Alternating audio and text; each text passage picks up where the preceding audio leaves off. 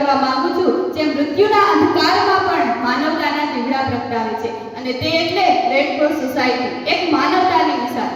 Red cross ખરેખર છે શું? તો અમુક અજ્ઞાનીના મતે રેડ ક્રોસ એટલે સફેદ ટોપી પહેરી અને નીકળી પડવું, પણ એવું નથી.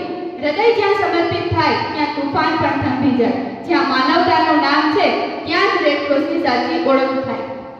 રેડ ક્રોસ સંસ્થા એ માત્ર એક પ્રતિષ્ઠા નહીં, પણ વિશ્વમાં માનવતાના મિશનનું એક પ્રતિનિધિત્વ છે.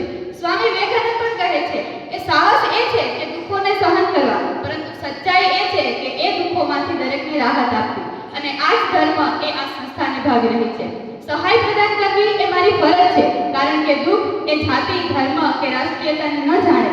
આવું કહેનાર એ હેનરી ડ્યુનર, જેનું 1859માં ઇટાલીના સોલ્ફેરિનો ખાતેની લડાઈમાં મૃતદેહ યુદ્ધભૂમિ પર મૃત 40,000 જેટલા મૃતદેહો પડેલા જોઈ અને હૃદય દ્રવી ઉઠ્યું, અને આ દ્રવિતતામાંથી એક નવી આશાનો જન્મ થયો, અને તે એટલે રેડ ક્રોસ. આલ્બર્ટ આઇન્સ્ટાઈન ખૂબ સરસ કહે છે કે જ્યાં સુધી આપણામાં માનવતા જીવંત છે ત્યાં સુધી માનવ જાતિ જીવંત રહેશે, અને તેનું શ્રેષ્ઠતમ ઉદાહરણ એ રેડ ક્રોસ છે. માનવતાવાદ, નિષ્પક્ષતા, તટસ્થતા, સ્વૈચ્છિકતા, સ્વતંત્રતા, વૈશ્વિકતા, એકતા, આ સિદ્ધાંતો એ રેડ ક્રોસની નીતિ અને સેવાઓના પાયા છે. નીતિ અને સેવાઓના પાયા છે.